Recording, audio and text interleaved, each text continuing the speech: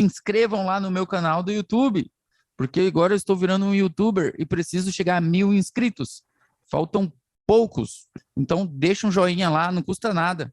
Manda para o teu amigo da outra faculdade, para a menina bonita que você gosta, ou para o teu mini crush. Manda para todo mundo aí entrar lá e se inscrever. Beleza? Vamos começar então.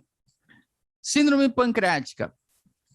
Quais patologias vamos destacar dentro das síndromes pancreáticas? Basicamente, a pancreatite aguda, a pancreatite crônica e as neoplasias de pâncreas. Sejam essas neoplasias de causa endócrina ou exócrina, certo? E assim, a mais famosa de todos, o grande tumor de cabeça de pâncreas, é o que a gente vai focar mais, inclusive, tá? São basicamente esses 3 grandes grupos que vamos estudar hoje: pancreatite aguda, crônica e os tumores de pâncreas. Vou tentar ser o mais rápido possível, porque eu sei que vocês têm outros compromissos e têm outros afazeres, certo? Primeiro ponto, em se tratando de semiologia, não vou ficar falando muito da doença em si, tá? Acabei de falar para vocês que o pâncreas é um órgão retroperitoneal. Então, não adianta vocês se iludirem em casa e treinando manobras, achando que vocês vão conseguir palpar o pâncreas de alguém, tá? Por mais que o André é magro, tem um abdômen escavado e tal, vou tentar palpar o pâncreas dele. É claro que eu não vou conseguir, gente. É extremamente difícil fazer a palpação de um pâncreas. Tanto é que na manobra que a gente vai aprender hoje, nas manobras, eu tenho que fazer uma coisinha ou outra para tentar facilitar essa palpação, sabe? Pegar uma almofada, flexionar as pernas, decúbito lateral, eu preciso tentar. E por muitas das vezes, eu não vou conseguir palpar. O que eu vou conseguir é despertar mais dor no meu paciente. E aí eu, puta, cara, é pancreatite mesmo, só pode ser. Porque, ó, encosta aqui, dói. Encosta aqui, dói. Claro que poderia ser outras coisas também. Mas essa investigação é para tentar, sabe, confirmar a suspeita. Não estou falando que através de uma manobra dessa vocês vão falar que o cara tem pancreatite, tá? Não vai ser tão fácil assim de palpar. E dentro dos quadros clínicos, ou seja, dolorosos abdominais, eu coloquei essa imagem aqui para vocês verem, ó, que é do Lânio, inclusive. Olha o tanto de quadro clínico doloroso abdominal que podemos ter. Então, a dor abdominal, mais uma vez, eu falo isso para vocês, é um dos piores motivos de consulta de você ter na tua frente. Porque pode ser qualquer coisa. E vocês estão estudando a semiologia da dor desde o começo do ano, sabe? E não é algo fácil. Vocês têm que fazer o Alicia Fredusa bem bonitinho, sabe? Dar uma atenção para cada ponto. Porque eu preciso diferenciar essas patologias, tá? Então, uma colecistites, por exemplo, que manifesta com uma dor cólica de hipocôndrio direito, certo? Num caso de uma pancreatite, eu também posso ter dor de hipocôndrio direito. A cabeça do pâncreas está aqui. Então, já posso confundir de novo. Uma úlcera perfurada também vai doer aqui em hipocôndrio direito. Um princípio de uma apendicites, que é dor epigástrica, teu paciente pode se confundir e relacionar de hipocôndrio direito também. Por mais que depois ela migre para a fossa ilíaca direita. Estão entendendo? Uma simples gastrites e etc., também pode manifestar com uma dor meio que pelo hipocôndrio direito, porque é teu paciente que está falando. Então, às vezes, ele está referindo ali, sabe? Então, é tudo dentro do mesmo jogo. O que vai diferenciar? Qual dessas patologias tem uma dor urente, queimante? Qual delas tem uma dor cólica? Qual delas tem uma dor em crises? Qual delas tem uma dor transfixiante, ou seja, lancinante, ou seja, a que atravessa o paciente? Então, pela característica da dor, eu começo a ir descartando as prováveis patologias. A irradiação, certo? Então, isso é muito importante para vocês levantarem, tá? Não se esqueçam da semiologia da dor, tá? E aqui, vários quadros dolorosos abdominais. Vamos para o que interessa. Pancreatite aguda. Fechou. O que vocês entendem por pancreatite aguda? Sei lá, falem aí qualquer coisa. Vamos, gente, Aline. A inflamação do pâncreas. Inflamação do pâncreas. Pronto, boa. A inflamação do pâncreas de forma aguda, uma inflamação brusca do pâncreas. Boa, a Lala mandou muito bem. Por que vocês acham que um paciente com pancreatite aguda vai consultar com vocês? Motivo de consulta? Vômito. Vômito. O que mais? Que outro motivo de consulta? Dolor abdominal. Dolor abdominal. Boa. Então, vamos pegar esses dois sintomas aí.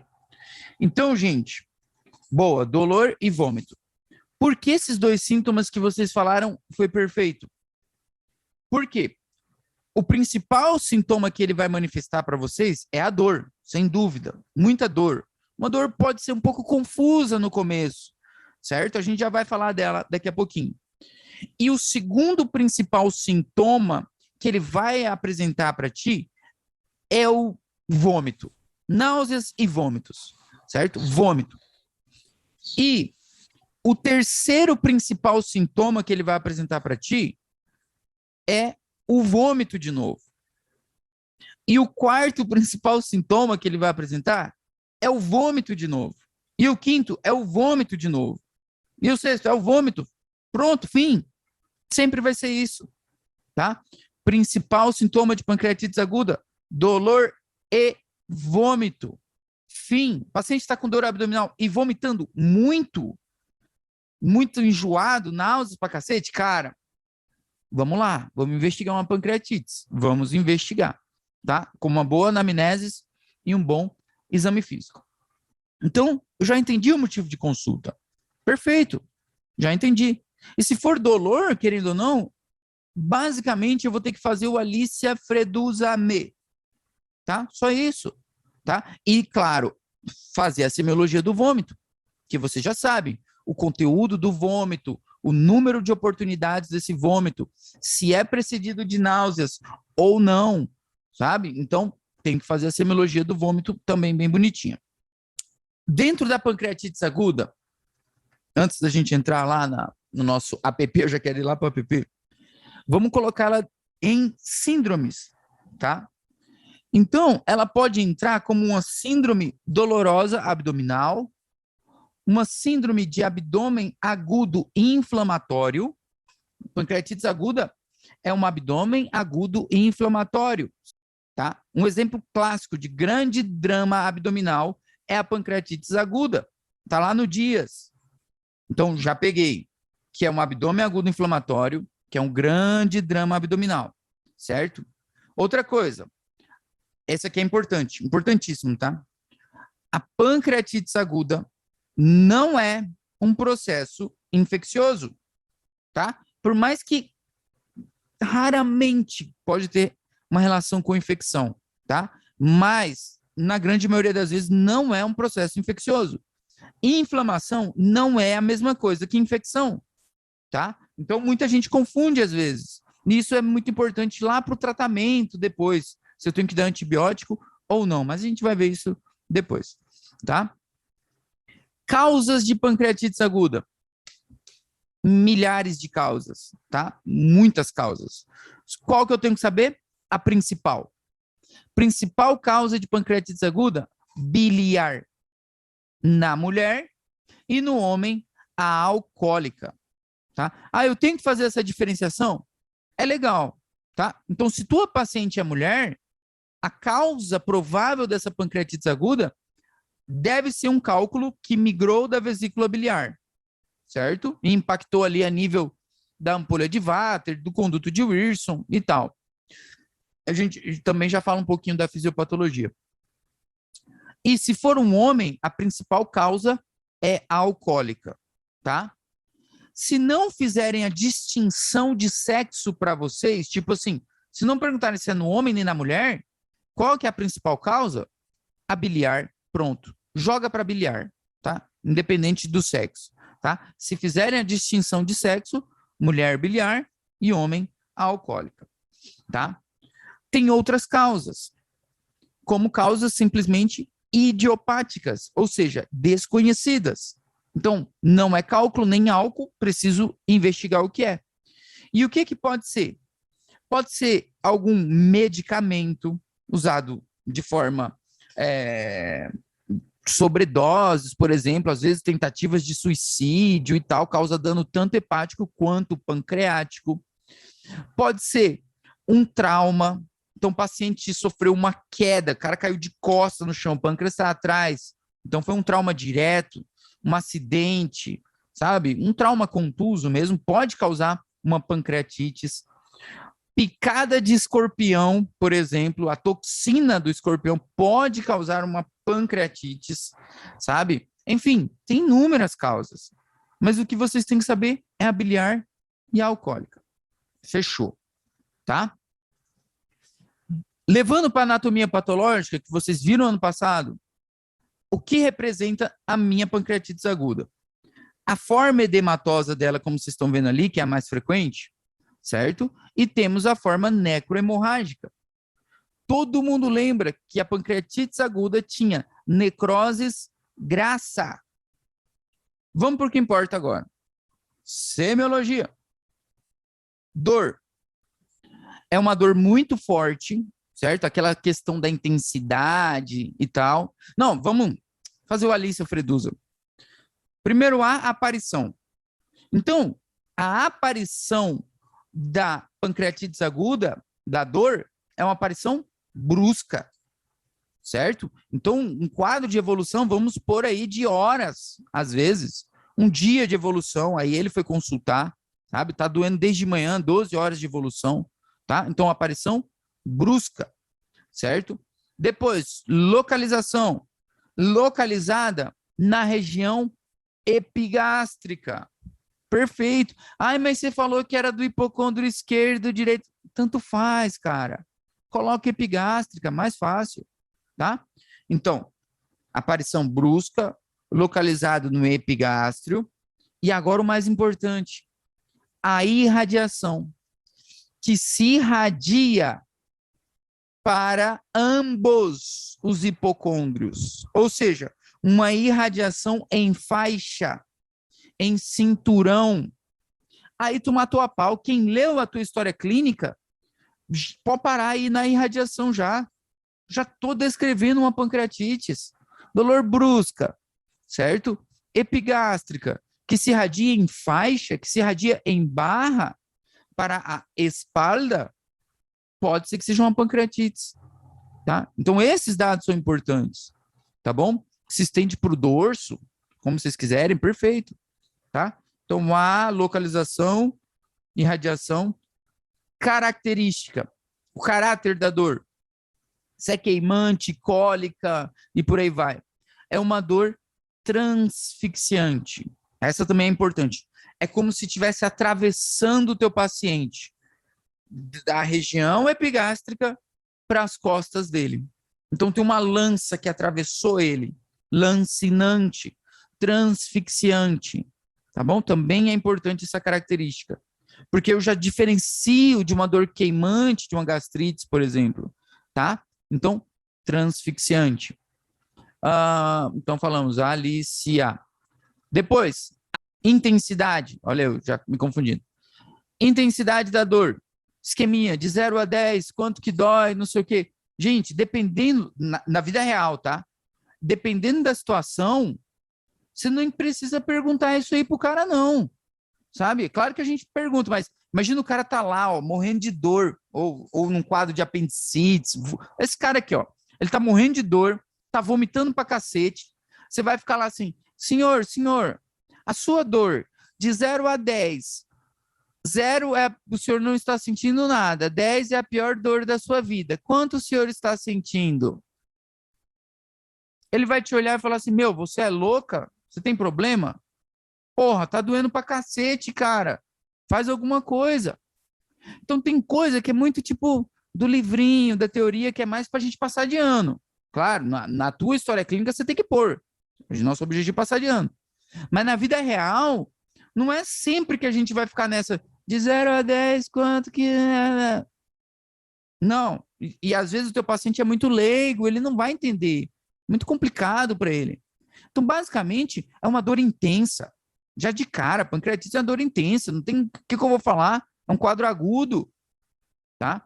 Como que eu vou falar que o cara não está sentindo nada? Vou dar 0 para a dor dele, sabe? Então, já dou uma dor intensa, 9 de 10, vamos dizer logo assim. Pronto, já resolvi, tá? Então, coloquem na prova de vocês e saibam que a vida real é um pouquinho diferente. Tem que ter esse feeling, né, que fala. Então, intensidade e depois atenuantes e agravantes. O que pode atenuar a dor do nosso paciente com pancreatite aguda? O que vocês acham que poderia atenuar a dor dele? Acho que vai agravar, né? Vai agravar, pessoal. O cara não está vomitando. Tá vomitando. Entenderam? Se ele está vomitando pra cacete, ele não consegue comer nada, não. Só vai piorar a dor dele. Então, talvez o que melhore a dor dele seja ficar em jejum. Realmente, como a Ana acabou de falar, não comer nada, tá? E não é que vai melhorar também, não. Vai continuar doendo. Basicamente, o que pode ser que melhore a dor dele é a posição que ele busca, certo? Então, como a Elaine falou ali, a posição. Então, ele vai tentar buscar uma posição que melhore a dor dele. Por isso que eu coloquei para vocês, no começo da aula, essa foto aqui. A gente vai usar bastante ela hoje, tá? Então, ou ele vai dobrar os joelhos no peito, ele vai abraçar a barriga assim, sabe? Ele vai tentar pegar uma almofada e ficar segurando, porque supostamente melhora a dor dele, dá uma aliviada na dor dele. Ingerir alimentos ou líquido, por exemplo, pode piorar a dor dele, porque vai despertar mais vômito. E o detalhe muito importante do vômito aqui, olha, bacana, já falando da dor também, e do alívio. Porque quando vocês estão doentes, às vezes estão com dor abdominal, o paciente vomita e a dor melhora. Várias patologias, quando o paciente vomita, a dor dá uma amenizada. Aqui, a dor não ameniza com o vômito. Continua doendo, o paciente vomita e está doendo, vomita e está doendo, vomita e está doendo, sabe? Então, não ameniza com o vômito. E essa dor também não ameniza com uns analgésicos comuns. Ele pode falar, eu tomei um paracetamol em casa e não está melhorando não, doutor. Mas claro que não vai melhorar. Às vezes vai piorar, dependendo da situação, tá? Então, o atenuante seria a posição que ele adota. Uma posição genupectoral, se chama. Até mesmo a posição de plegaria maometana também pode ser usada, tá? E o que agrava a dor dele, e aí vocês já falaram, o que agrava a dor dele é a ingesta de alimentos, movimentos bruscos, ingesta de álcool. Imagina, o cara vai tomar mais álcool. Tá louco? Certo? Então, falamos de atenuantes e agravantes. Depois, frequência. O que é a frequência na dor? Tempo de duração não é frequência. Tempo de duração é duração. A frequência, gente, já peguem, que eu sei que é a dúvida de muita gente. A frequência é ritmo e periodicidade. Essa é a frequência. Como assim ritmo e periodicidade? Vamos supor que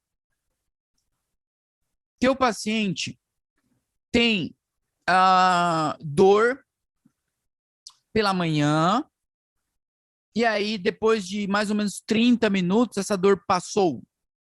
E logo à tarde ele teve dor de novo, e depois de 30 minutos passou. E à noite ele teve dor de novo, certo? E depois passou. Então, ele teve dor por 3 episódios. Então, uma frequência de 3 vezes por dia, certo? Por exemplo, então eu posso falar que teve uma frequência de 3 episódios dolorosos por dia. Estão entendendo? Se a dor não cessar, como é o caso aqui da pancreatite, por exemplo, eu tenho uma frequência contínua. Então, tá doendo e não parou de doer em momento algum. Então, é uma frequência contínua, tá? Então, a frequência é ritmo, é o ritmo da dor, o ritmo que ela aparece e desaparece, tá? Ou não desaparece, por exemplo. Período, dores que aparecem à noite, vamos supor.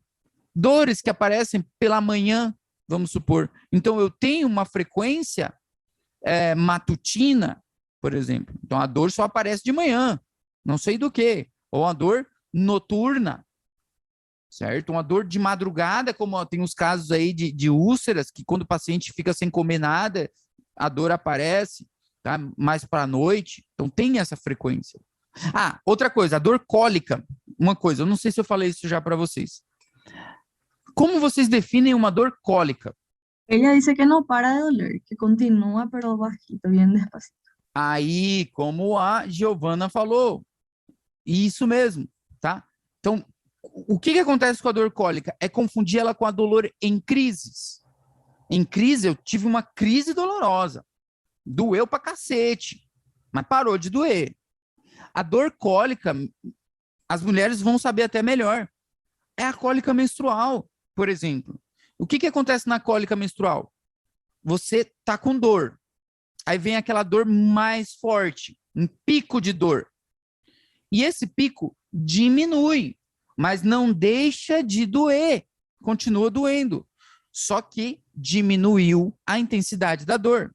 Passa um pouco, eu tenho um novo pico doloroso, tá? Então a dor cólica é essa dor que não cede e que se apresenta com episódios de exacerbação, ou seja, de picos dolorosos, tá? Então isso é diferente também, tá? Então isso vocês vão usar para dor cólica, de cólica relacionada com a vesícula biliar, por exemplo, ou uma cólica menstrual, ou uma dor da ovulação, por exemplo. Tem várias, tá? Boa.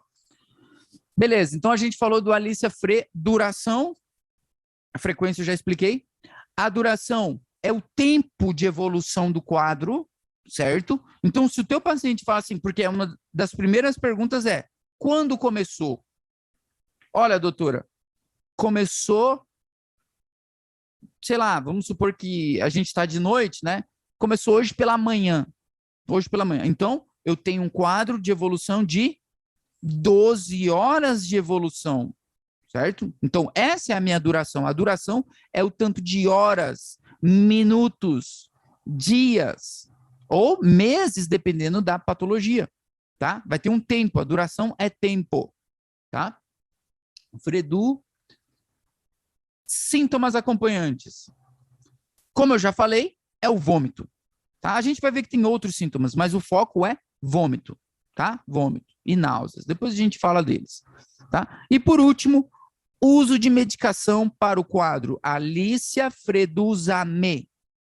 O uso de medicação para o quadro. Se o paciente fez uso ou não de algum medicamento para o quadro, tá? Se ele não fez uso, vocês precisam relatar, tá? Então, o paciente nega o uso de medicamento para o quadro. Para essa dor, ele não tomou nada. Se ele tomou, vocês precisam relatar. Paciente relata o uso, por exemplo, tá? De paracetamol para o quadro, no qual não obteve melhora. Pronto. Por isso que ele está ali, não melhorou com o remédio. Ou que ele tomou Júdio em casa, que são infusiones caseiras e tal. E se teu paciente não lembrar do remédio que ele tomou, vocês vão colocar lá. Paciente relata o uso de medicamento para o quadro, no qual não soube relatar o nome, onde não obteve melhora para o quadro. É motivo pelo qual acude ao hospital, sei lá de onde. Tá entendendo? Então, eu preciso sempre informar se ele fez uso ou não de medicamento, tá? Na semiologia da dor. É Alicia Freduzame, tá bom? Isso é muito prático, gente. Tem que estar automático na cabeça de vocês. Não agora, mas no decorrer do tempo, vai ficar meio que automático. Saber perguntar essas coisinhas, tá? Então, sobre a dor da pancreatite aguda, justamente é isso que a gente descreveu. Uma dor de aparição brusca, de região epigástrica, que se irradia em faixa, de caráter transfixiante, certo? Que se atenua com posição genopectoral, por exemplo, certo? De frequência contínua, por mais que tenha algumas crises também. Que mais? Duração de horas, aí depende do quadro. Acompanhada de vômitos, náuseas, e que não melhora com o uso de analgésicos comuns, tá? Então, essa é a pancreatite aguda. Vamos seguir. Fiquei muito falando de dor. Outro sintoma, vômitos. Agora eu vou correr, né, com vocês. Vômito, gente, como eu falei para vocês, é o segundo sintoma mais comum.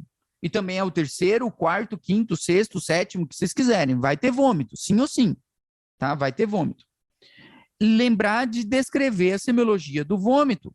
Vocês não podem simplesmente só falar assim, e paciente teve dolor e vômito. Mas vômito do quê? Ele vomitou bilis? Ele vomitou sangue? Ele vomitou alimento? Ele vomitou líquido? O que ele está vomitando? É um vômito fecaloide? Aí eu já penso numa obstrução intestinal, alguma coisa do tipo mais grave também, certo? Então preciso descrever o vômito. Quantas vezes ele vomitou, porque eu preciso suspeitar já de algum cálculo na minha cabeça para reidratar esse paciente, ele pode estar desidratado. Quantas vezes o senhor vomitou? Já vomitei 20 vezes, só hoje. Imagina. Estão entendendo? Então, eu preciso saber quantidade dos vômitos, conteúdo dos vômitos, se tem náuseas ou não, tá? E por aí vai. Tá bom? E aí vocês podem colocar, gente, sintomas de SIRS. O que é SIRS? SIRS, síndrome da resposta inflamatória sistêmica. Ninguém lembra do choque, falha orgânica múltipla e por aí vai? Enfim, que outros sintomas ele pode apresentar além de dor e vômito? E aí vamos para SIRS. Isso daí é algo mais amplo, é algo mais sistêmico, como por exemplo, febre. O paciente pode ter febre também.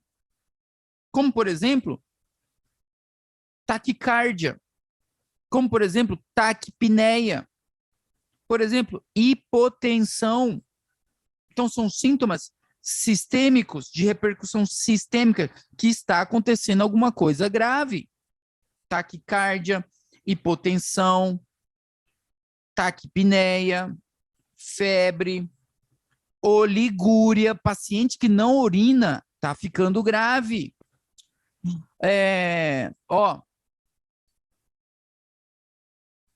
Déficit do nível de consciência. Vocês têm que saber esses sintomas, gente, porque são sintomas massa. Outros que vocês estão vendo aí, por mais que entra no exame físico, mas a gente já pode falar. Tem esses signos, pessoal, que com certeza vão perguntar para vocês, porque semiologia é signo. Então, em algumas situações, raras situações, mas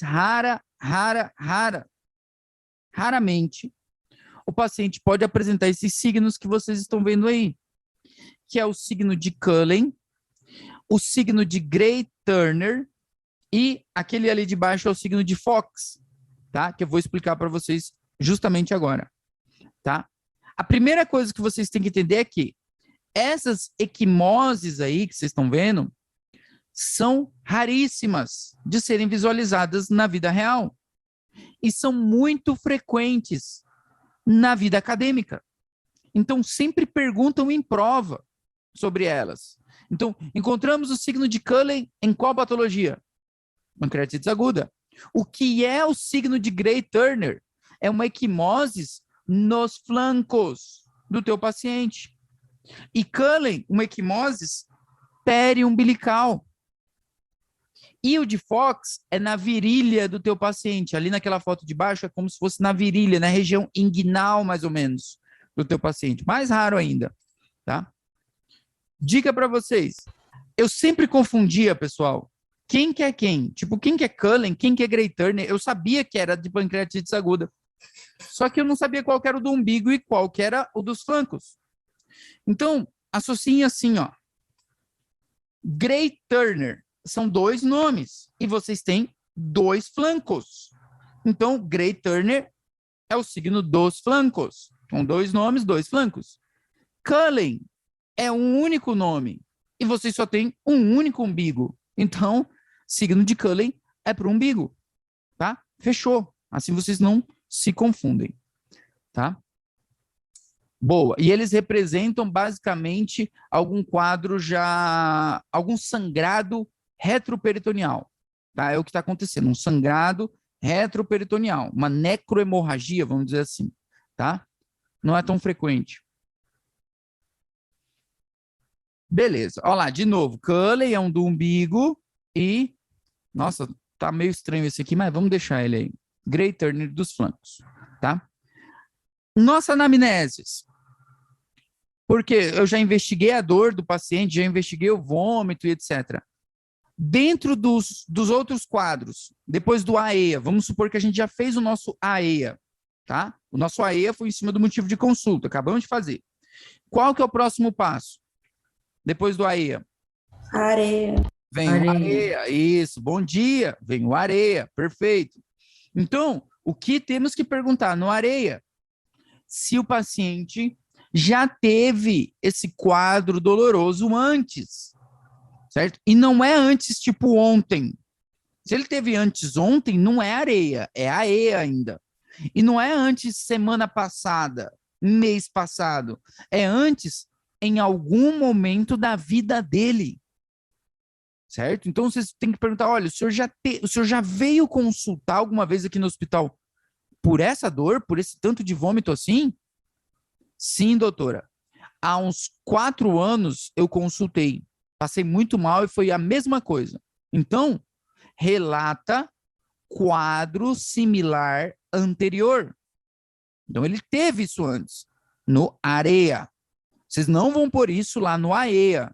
A AEA é da enfermidade atual, tá? Aqui é do momento passado. E se ele não teve isso antes, é a primeira vez que ele está tendo, tá bom. Então, não refere quadro similar anterior, que é o mais usual, inclusive, tá? Então, não tem nada para falar no nosso AREA, mas eu preciso perguntar. O próximo passo, o APP. O que vocês perguntariam no APP para um paciente de pancreatites aguda? Se ele tem diabetes. Se ele tem diabetes, tá bom, pode ser, boa. O que mais? Pode ser também hipertensão. Se ele é hipertenso, isso é o mais padrãozão, né? Que a gente vai usar para tudo. Diabético e hipertensão. Mas algo assim, para pancreatite e tal, vocês perguntam, vamos? Se tem litíase, aí, claro, se o senhor tem algum cálculo na vesícula e tal, sabe disso? Se tem ou não? Beleza, boa pergunta. O que mais vocês perguntariam? APP.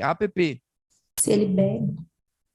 Se ele bebe, a gente pode pôr nos antecedentes dos hábitos. Já vamos usar a informação. Agora, falando em si de patologias, APP, antecedentes patológicos pessoais. Até agora eu tenho hipertensão e diabetes, que é o clichê, e tem uma litíase vesicular aí, que foi boa. Só mais 2, pelo menos. Vamos perguntar para ele se ele é alérgico a algum medicamento, né? Vamos perguntar?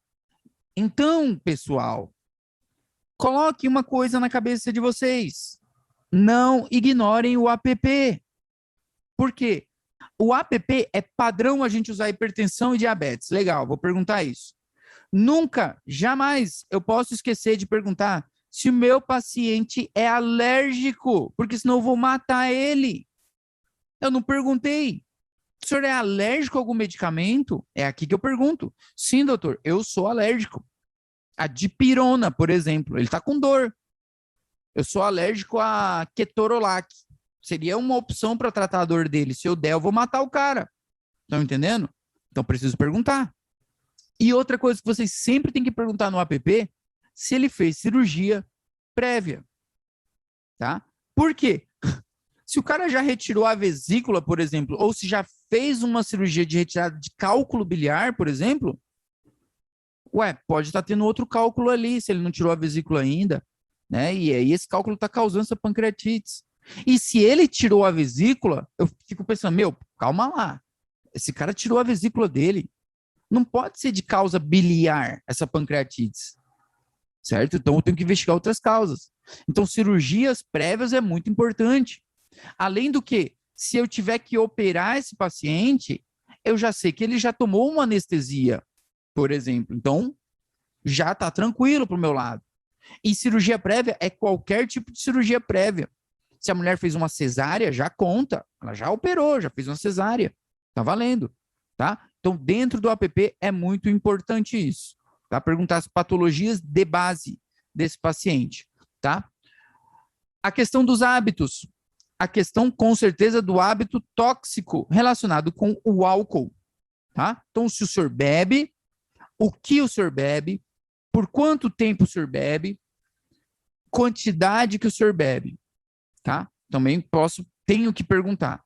Às vezes o próprio paciente já vem com hálito etílico também, e aí fica até bem notável que ele faz o uso de bebida alcoólica. Mas assim, eu tenho que perguntar sempre.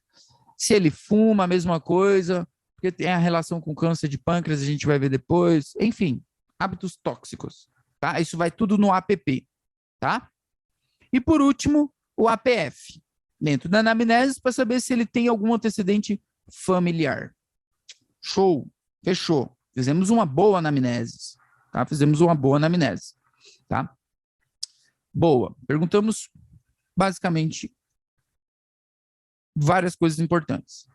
O Argente traz esse drama pancreático de Delafoux aqui, que basicamente é o que a gente falou, ó. Olha o que é esse drama pancreático. Dolor brusco no epigástrio, com vômitos de repetição e estado de choque. O que é o estado de choque? Foi o que eu falei para vocês. Os signos de CIRS, hipotensão, taquicardia, taquipneia, alteração do nível de consciência.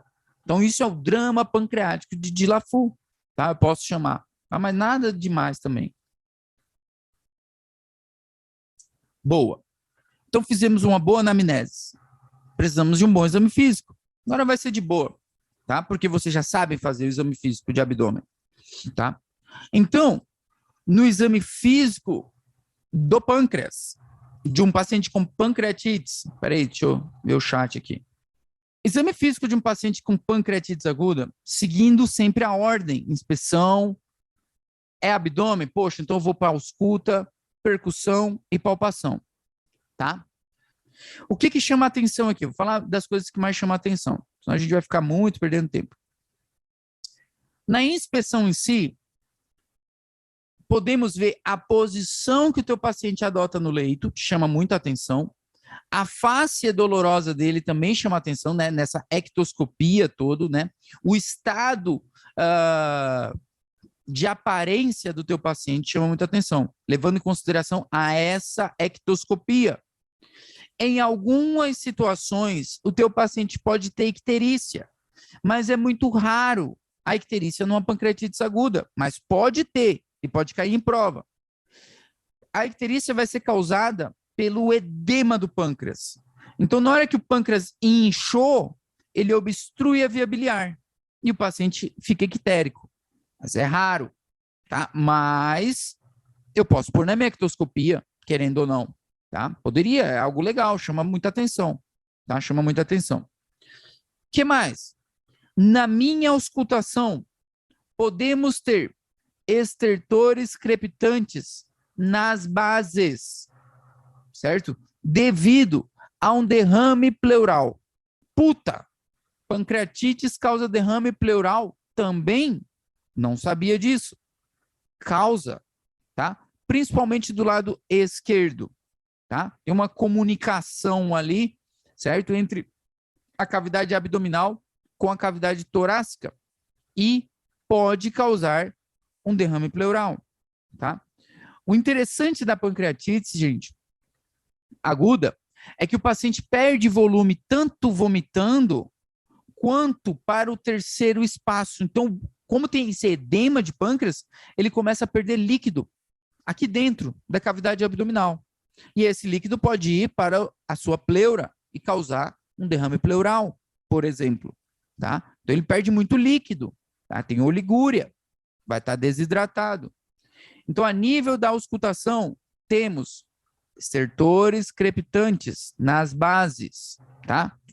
O que a gente viu de derrame pleural, um pequeno derrame pleural, mas pode ter, tá? Depois, percussão, tá? A percussão não vai te dar muito valor, até porque o pâncreas é retroperitoneal, vocês não vão ficar lá, sabe, para ver o tamanho do pâncreas, essas coisas, um paciente que está morrendo de dor, tá? Até porque só de percutir aqui vai causar mais dor nele ainda, mas a gente faz de boa.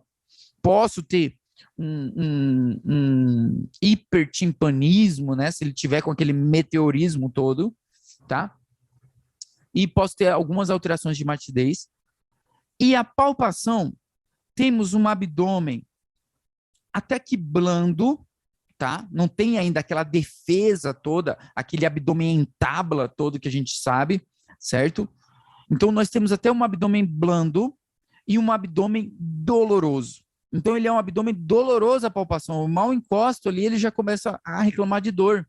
Mas eu tenho que investigar, certo? Tenho que descartar o signo de Bloomberg, é sempre importante ir lá no apêndice dele, ó, ir lá na fossa ilíaca direita, fazer Bloomberg, só para descartar, certo? Porque a gente sabe como que é, né? A apendicite, a culpa é sempre de alguém, tá? Então, uma palpação, temos uma palpação de um abdômen blando, doloroso, não tenho aquela situação de abdômen em tábua e tal, certo? E temos um signo chamado de signo de Mayo-Robson, como vocês estão vendo ali, certo? Que basicamente é dolor, a palpação da região lumbar esquerda, tá? Ou pode ser percussão também, tá? Posso confundir com o Giordano positivo, vamos dizer assim, que é lá de renal, mas não, aqui é algo para o pâncreas, tá? Signo de Mayo-Robson. Dolor, a palpação ou percussão da região lumbar esquerda. Beleza, então fizemos uma boa anamnese, um bom exame físico, já vi signos, Mayo-Robson, Cullen, Gray Turner, Fox, tá? Que exame que eu vou solicitar? Vou, sabe, buscar as enzimas pancreáticas que vão estar aumentadas, claro, a amilasa, a lipasa.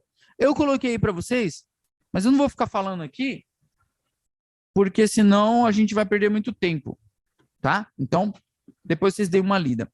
E dentro da pancreatite aguda, gente, nós temos vários critérios que estão ali, ó, deixei em vermelhinho, Hanson, Apache 2, Atlanta, tem vários.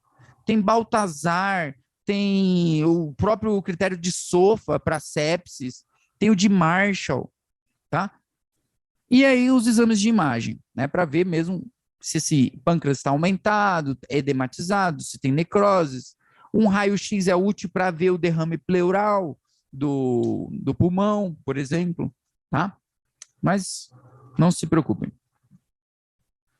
Beleza. Agora vai ser mais rápido, tá? Porque a principal já foi, que é a pancreatite aguda, tá? Pancreatite crônica, pessoal. Escrevam aí do lado, num cantinho, calcificação. Calcificação. Então, nós vamos ter, claro, toda a atrofia pancreática, fibrose, etc., e temos calcificação do parênquima pancreático, tá? Pode ser chamada de síndrome do ducto pancreático desconectado também. Síndrome do ducto pancreático desconectado, tá? Calcificação, não se esqueçam. Causa de uma pancreatite crônica, álcool, tá? O alcoolismo crônico, tá bom? Então, o cara que bebeu faz muito tempo pode causar cirrose e uma pancreatite crônica, tá? Vamos seguir adiante.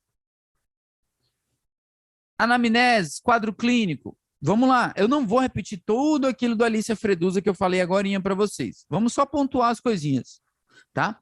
Dor. A pancreatite crônica não cursa com aquela dor da aguda, não. Às vezes nem dói. Às vezes o paciente não consulta por dor, não.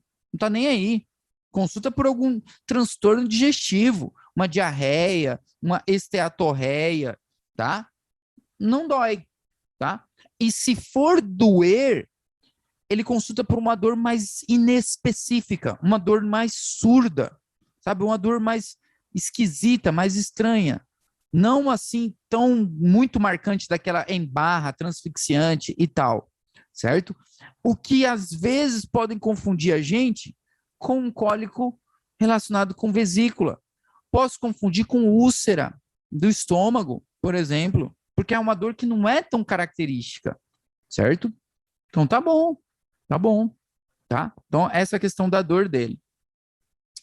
E essa dor também tem uma relação muito importante com a ingesta de alimentos ou de álcool, principalmente do álcool.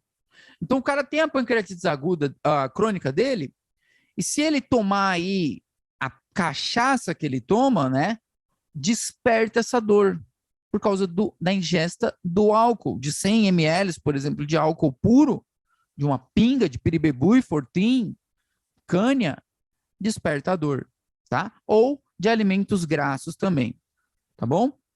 De novo, como alívio da dor, o paciente adota a posição de plegaria maometana. Qual que é a posição de plegaria maometana? Vamos ver se tem ela aqui. Essa daqui, plegaria maometana. Então, o paciente fica ajoelhado com o joelho no peito, certo? E ele abraçando os joelhos assim. Eu acho que eu coloquei, peraí. Aqui, ó. Pode ser. Essa é gino pectoral, ele não está ajoelhado, né? Mas, enfim, é a daquela primeira foto lá que eu mostrei. O paciente fica ajoelhado assim, como se ele estivesse rezando para Alá, por exemplo. Tá? Plegaria maometana se chama. Tá? Outro sintoma acompanhante agora, a diarreia. A diarreia pancreática, gente, se chama não, né? Na verdade, ela se manifesta como esteatorreia, que são as fezes grassas. Então, eu tenho fezes de color macilha que flotam na água. É gordura. Por quê? Porque eu não tenho a lipasa funcionando direito. Eu não tenho as enzimas que quebrariam toda essa gordura. Tá? Então, manifesta com esteatorreia. Tá? Perda de peso. Por que ele perde peso? Porque se comer desperta dor, ele não come. Então, ele começa a emagrecer, porque dói.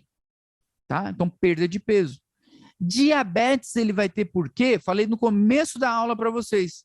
Então, à medida que essa pancreatite vai evoluindo, esse pâncreas vai atrofiando, vai tendo essas calcificações, o paciente perde tanto a parte exócrina quanto a parte endócrina.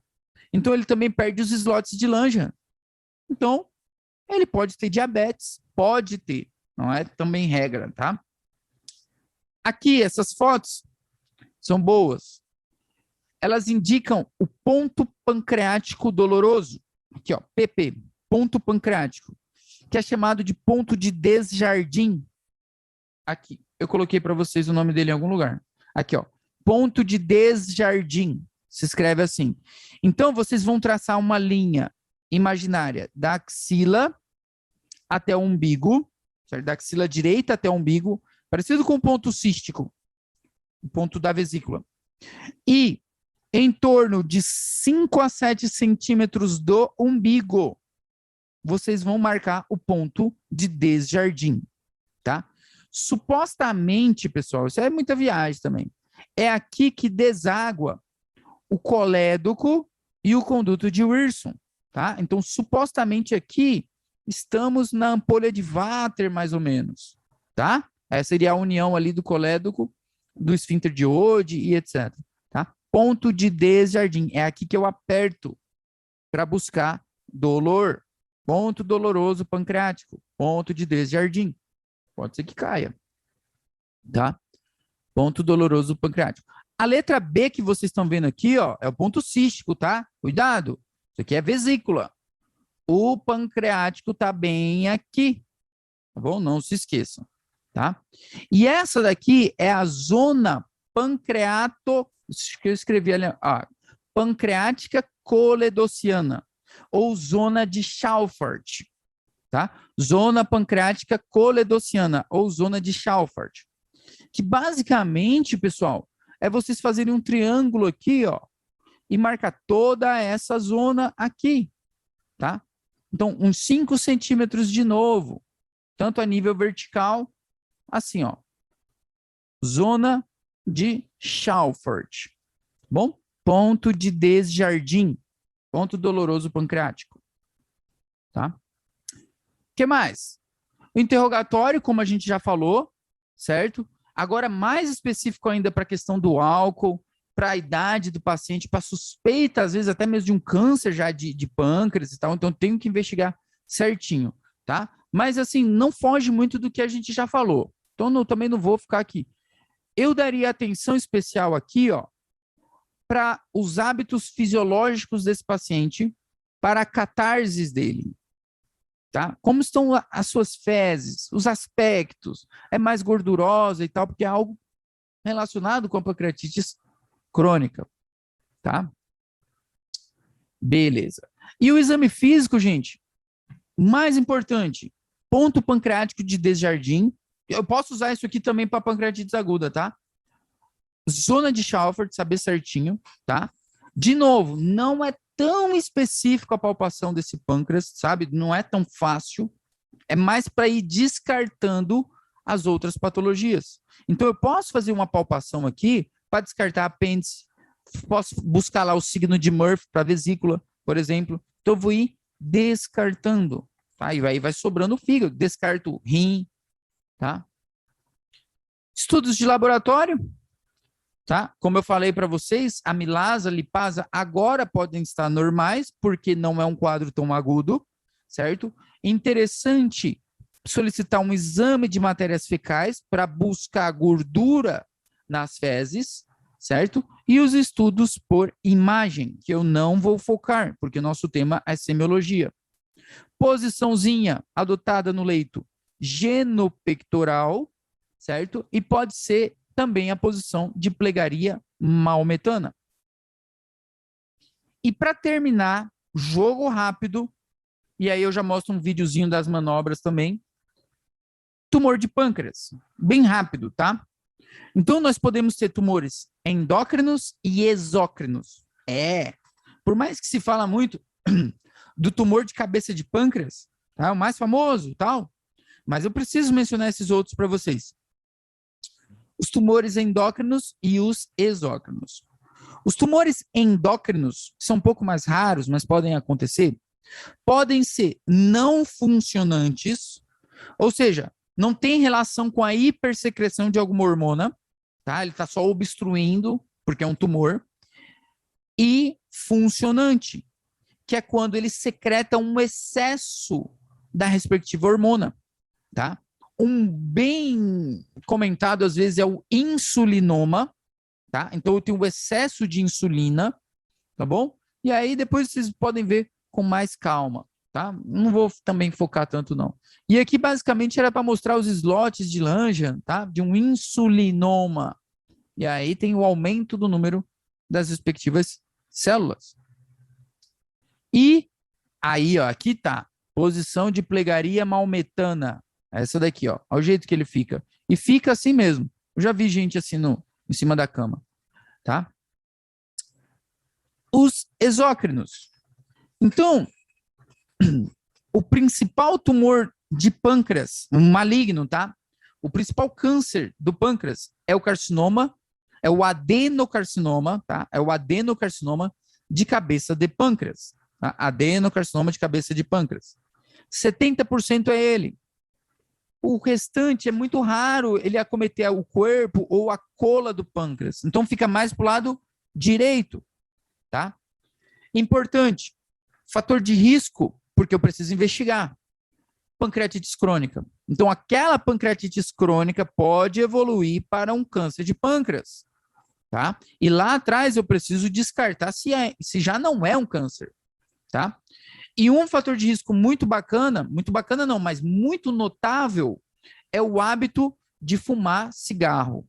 Então, um paciente que fuma tem mais chance de ter um câncer de pâncreas do que o que só bebe, vamos supor assim, tá? De cabeça de pâncreas. Vamos por que importa.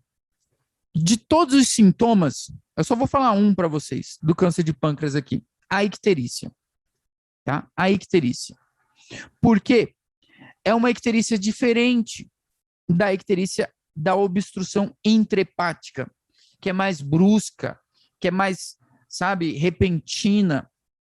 A icterícia, pessoal, insidiosa, uma icterícia lenta, onde o paciente nem percebe que está amarelo, onde o familiar do paciente não percebe que ele está amarelo.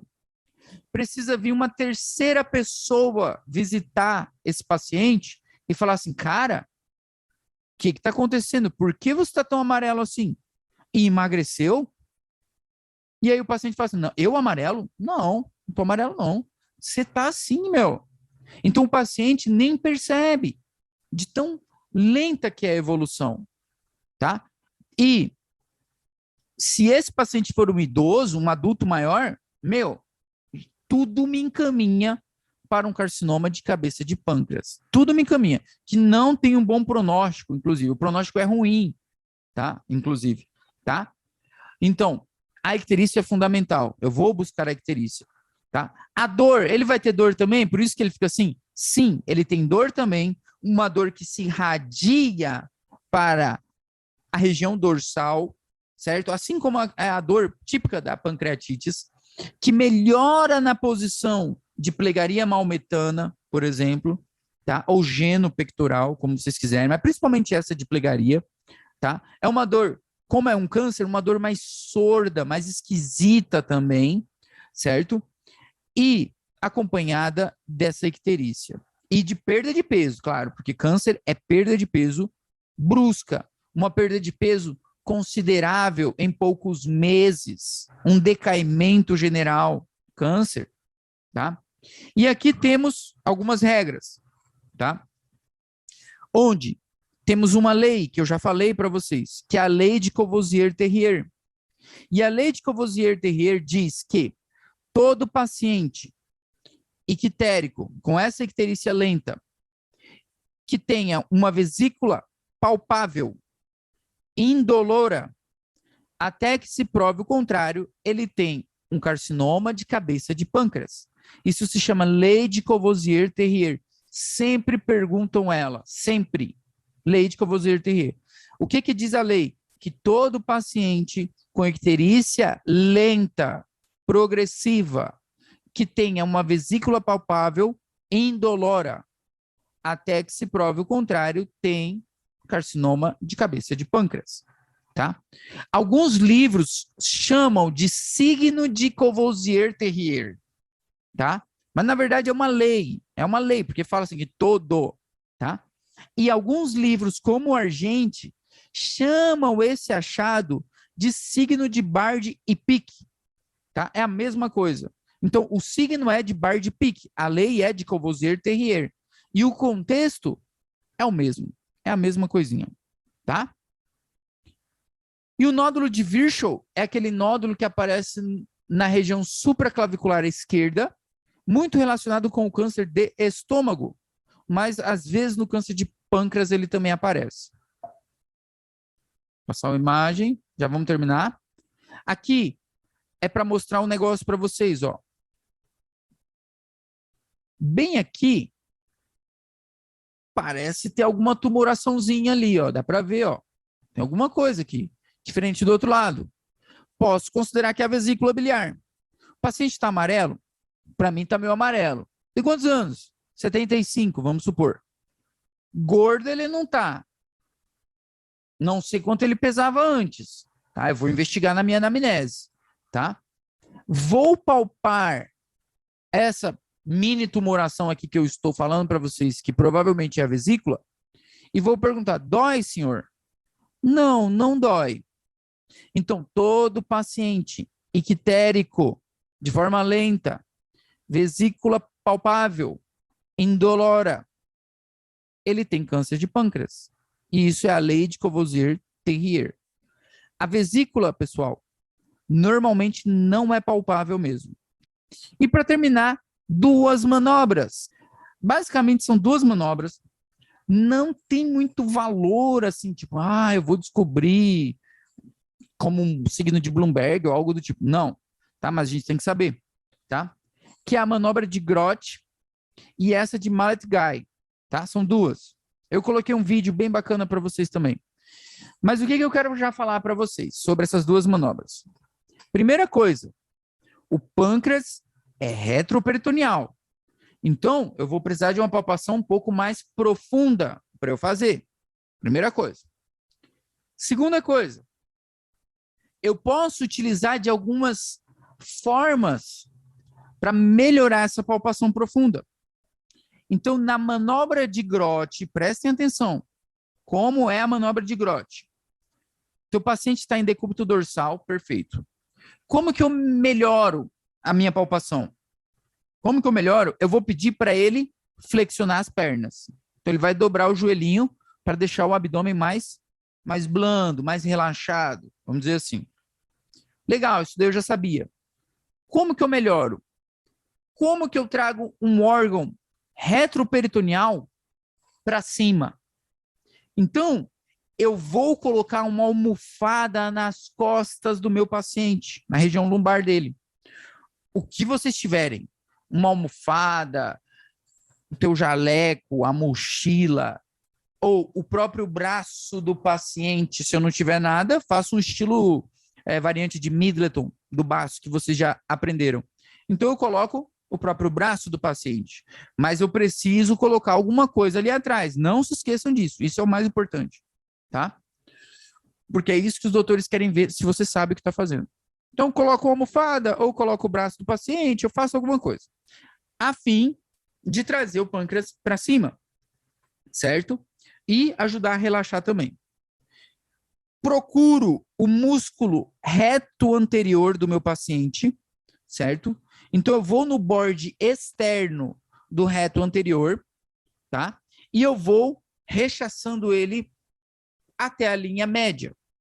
E posso aprofundar, mas depende da dor que eu estou causando no paciente também, tá? Então, eu aprofundo sempre olhando a dor, tá? E lembrem, eu faço a palpação, pode ser bimanual, assim como eu estou fazendo para vocês aqui, ó, tá? Vocês afundam lá e buscam. Essa é a manobra de Grotte. Coloquei um vídeo aqui para vocês, ó. Tem essa menina, eu não gostei muito do jeito que ela palpou, mas tá certa, ela tá certa. Prestem atenção. Então, olha lá. O que ela quer dizer com isso? Tá buscando a região epigástrica, coloquei uma almofada nas costas do paciente para provocar lordoses, certo? Pode ser o braço do paciente, o que der. Achei o reto anterior. Ó, ela fez uma palpaçãozinha bem mequetrefe, né? Ela só meio que encostou ali. Mas não tem problema. Vocês, no caso, fariam uma palpação um pouco mais profunda. Vou por mais uma vez. Ó, o mais importante é essa lordose aí. Acho o músculo reto anterior no borde externo, eu faço a palpação, trazendo para a linha média, seria melhor, tá? E por último, a de Mallet Guy. De Mallet Guy, tá? Como que vocês vão fazer ela? Vocês vão deixar o paciente em decúbito lateral, certo? Então é importante. Eu vou pôr o meu paciente em decúbito lateral direito. Joelho dobradinho de novo, certo? Joelho dobradinho de novo. Por que eu deito o meu paciente? Supostamente para dar uma descidinha no pâncreas, certo? Vou com a minha mão direita, a nível ali do reborde costal dele, certo? No nono cartílago, reborde costal, e eu vou fazer uma palpação profunda, assim, ó. Vocês já vão ver o vídeo. Então, eu vou palpar ali na parrilha costal dele com a finalidade de despertar dolor no meu paciente. Então, à medida que eu vou fazendo a palpação, tipo, contornando ali o estômago dele, eu posso provocar uma dor no pâncreas, tá? Essa é a manobra de Mallet Guy. Vamos ver o vídeo dela aqui e a gente já termina. Então, tá aqui, ó. Ó, decúbito lateral, bonitinho, joelhinho dobrado, para dar uma amenizada. Achei a parrilha costal, tá? Ó, venho com a minha mão direita, nível do noveno cartílago, e ó, faço uma palpação e lembra de dar uma erguida assim nos meus dedos, ó. Ó lá. Vou pôr mais uma vez. Tem que dar uma procuradinha. Ela vai muito delicada, essa moça. Tá certa ela, né? Mas é questão de treinar. Ó, tudo ela tá achando, tá certinho. Ó. Show. E vai fazendo a palpação a nível da parrilha costal. Pronto. Método de Mallet Guy. Perfeito. Lembrar do ponto pancreático de Desjardins. Não se esqueçam. E The End. Terminamos. Muito obrigado pela presença de todos e pelo empenho de estar aqui pela manhã. Se inscrevam lá no YouTube, por favor, que eu preciso chegar a alguns 1000 inscritos. Então me ajudem, mandem para os amigos de vocês e por aí vai, tá? Depois a gente se fala.